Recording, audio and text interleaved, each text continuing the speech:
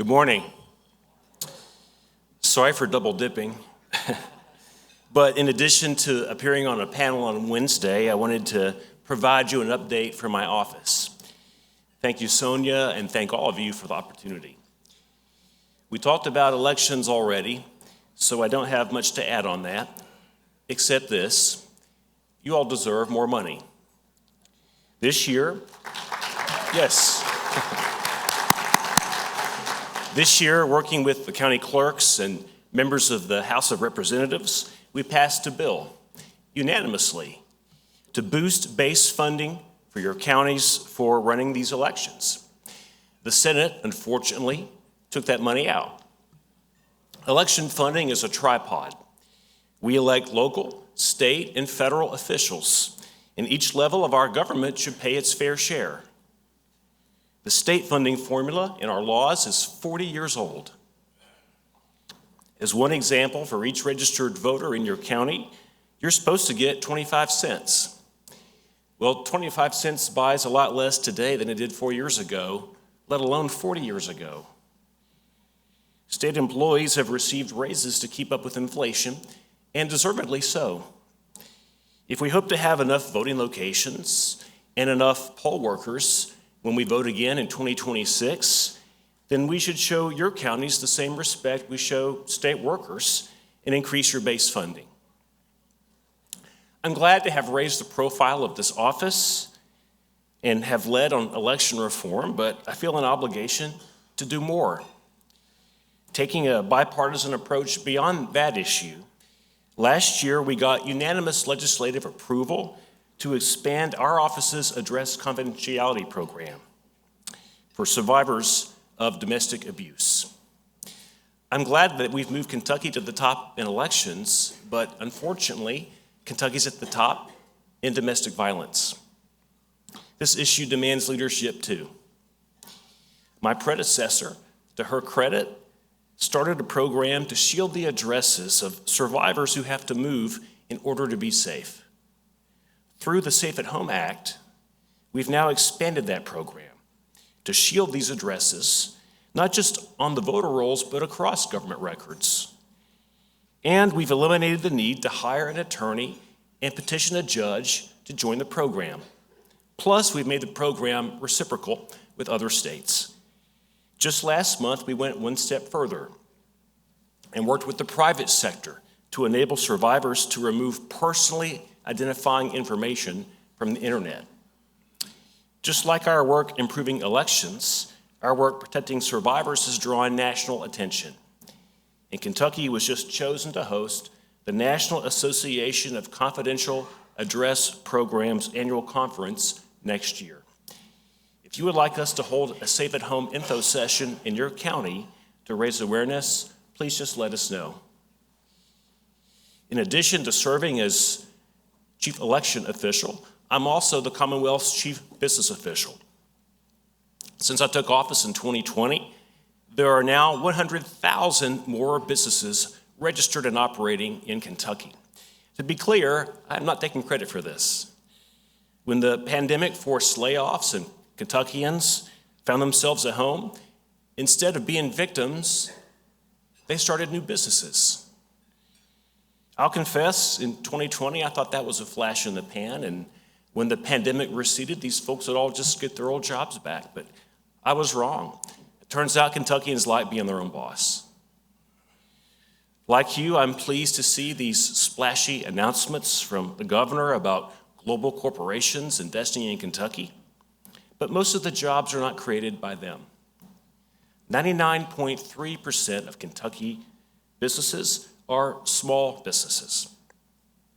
Let's land those big companies to boost manufacturing along the interstate corridors and in the Golden Triangle, but let's stop neglecting Kentuckians in the South, East, and West. Kentucky needs to grow this culture of entrepreneurship rather than hand over its destiny to the whims of global elites and the questionable consumer appetite for electric vehicles. I respect you all too much to pretend that we're batting 1,000. We're not. We haven't gotten everything that we want. I'm very disappointed that the legislature rejected my call in this legislative session to require a civics education course in every Kentucky high school. I think no one fully sees the low level of civic literacy like those of us who have to run for office. It's terrifying how little Kentuckians know about their government. Even basic things like how many branches it has. The reason public education was started in the 1800s was not to train a workforce, although that's certainly a worthy goal. It was to train citizens for self-government. If you look around today, our kids are getting what they know about the government from TikTok and not the classroom. I do battle every day with misinformation on social media, but I can't do it by myself. We need to teach our kids our Constitution, patriotism, and critical thinking. If you'll indulge me, I'd like to dial my focus back a bit from my office and make some larger observations. First, as I routinely point out, it's a presidential election that draws the high voter turnout, but really it's state and local government that matters much more when it comes to quality of life. While cable news pushes folks to obsess over Washington intrigue and personalities, the real work gets done by us, in particular you. Unlike so many in politics today, you're focused on the real issues that make a difference in people's lives. If there are things that you're doing that aren't getting the attention and credit they deserve, let us know, and we'll use our platform to do something about that. Second, I'm proud to work with our legislators, and they have performed ably despite a frosty relationship with the governor. But there is only so much that state government can do when all the oars aren't rowing in the same direction. I like the governor, personally, something not many Republicans can say, and even fewer will admit. I have never agreed with the caricature of him as a bad person with ulterior motives. In fact, I've worked with him when possible, and I even got primaried over that. But the fact remains that the post-Bashir era has already begun. I'd hope the governor would at some point engage in the bipartisanship that he ran on twice.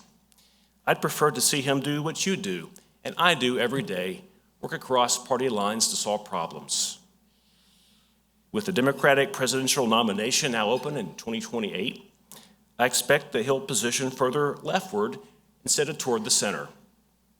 I wish him all the best in his future pursuits. But that's a recipe for our state being stuck in neutral the next 3 years. We don't have the luxury for that. With Amendment 2 having failed, we must find a new way to improve education. We are 45th out of 50 states in education. I hope that you are as ticked off about that as I am. Most of our students are below grade level in math and reading. Despite the governor's sincere wish to improve education, education is worse today than it was 4 years ago. We have a deep hole to dig out of. And it's not just about helping our kids, as important as that is. Too many of our businesses are going under because they can't find workers. We've got to stop being satisfied with failure in education and start preparing our future workforce. Did you know that our fourth graders are ahead of the national average in science, but by 8th grade they're even, and by 12th grade they are behind? Results in math and reading are similar. What that means is that Kentucky kids are smart, smarter than the national average, but our system's failing them. But it also means that we're not consigned to failure in education. It's fixable. We just need to figure out where we're losing this momentum and stop that. The General Assembly has made great progress in tax reduction, but Kentuckians are still overregulated. Not just our job creators, but our workers too. In Kentucky, 1 out of 5 workers needs a license from a state board or commission to engage in an occupation. There is a massive bureaucracy of hundreds of state boards and commissions that decide whether you are allowed to work or not. Do you want to sell medical equipment? First, you have to get big government's permission. Do you want to educate about diabetes? First, you need the permission of big government. Compared to the national average, Kentucky requires 54 more days of education or experience to join the workforce. No wonder so many jobs are unfilled.